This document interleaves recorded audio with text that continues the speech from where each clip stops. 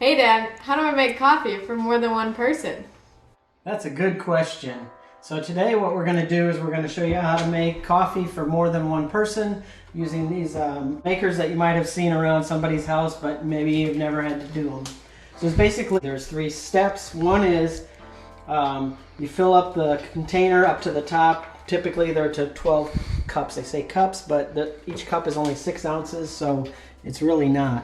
But the important thing when you're pouring in the water is almost every coffee maker like this will have 1 or 2 holes in the back. If you look in close, you can see this one has 2 holes in the back like this. And the reason that they're there is to not have you put too much water in to overflow the coffee when it's being made. So as long as you're under those holes, you'll be great. Here's the filters.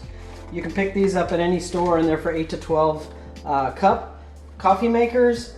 And you get like 100 of them for $2 or something like that. And you put them in all the way to the bottom. And now there's 2 choices that you need to make. If you're making coffee for the people that like to drink just coffee, then those are what I call drinkers. That's what I am.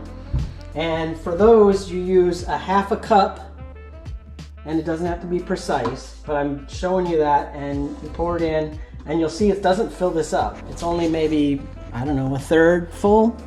And that's fine.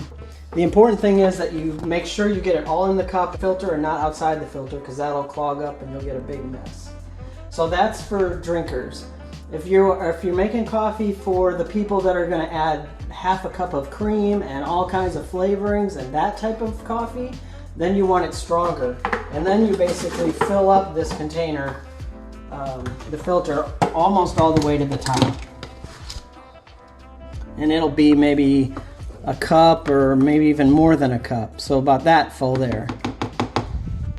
Now I'll give a shameless plug. This is my favorite coffee. It's San Antonio blend from HEB. Just so you know, 9 out of 10 doctors recommend drinking water over soda. There's one holdout, of course, that's Dr. Pepper. And the other thing about coffee is that coffee beans and kids have something in common as well. They both can get grounded. So, the next thing that you do before you turn it on is most of these coffee pots, they'll have a little lever under there that you won't see, but it goes up and down, and that lets the water in when the coffee pot gets so that they're right in touch with each other. So if you don't get that lined up, you're going to get coffee spilling all over and it's going to be a big mess. So that's the other important thing. And then you just push the on button, close the top, and wait 5 minutes, and that's it. Okay, the coffee is done now, so we'll pour ourselves a cup and see how it is.